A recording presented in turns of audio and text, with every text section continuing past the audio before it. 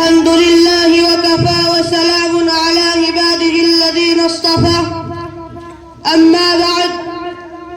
عالی جناب ناظم صاحب، صدر صاحب، اساتذہ کرام اور معزز حاضرین، آج 26 جنوری یوم جمہوریہ ہے۔ حضرات سامعین، 26 جنوری در حقیقت خوابوں کی تعبیر کا دن ہے اور یوم احتساب بھی ہے۔ یعنی ہم غور کریں اور سوچیں کہ ہندوستان کن خوابوں کی تعبیر تھا اور وہ خواب کس حد تک پورے ہوئے، تاکہ وہ مقاصد ہماری نظروں کے قریب رہے، جن مقاصد کے پیش نظر ہمارے اکابرین نے بے شمار قربانیاں دی، اپنی جانوں کا نذرانہ پیش کیا اور خون جگر سے گلستان ہند کی آبیاری کی، کیونکہ احساس منزلگی بے حسی کا جنون توڑتا ہے اور حرکت کا جذبہ بھی پیدا کرتا ہے۔ سامعین کرام، یوم جمہوریہ ایک قومی دن ہے جسے پورے ملک میں بڑے جوش و خروش سے منایا جاتا ہے، کیونکہ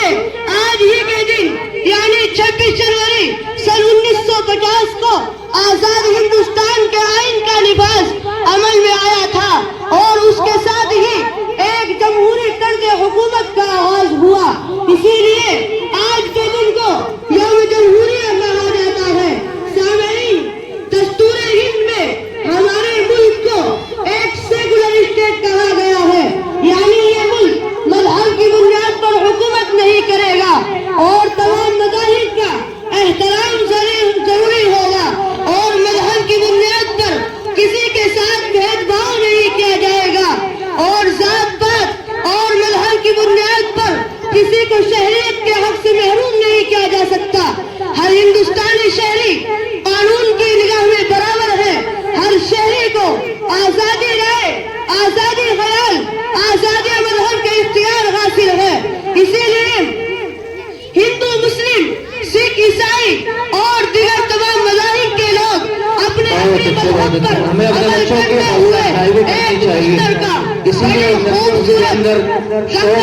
تہذیب کو فروغ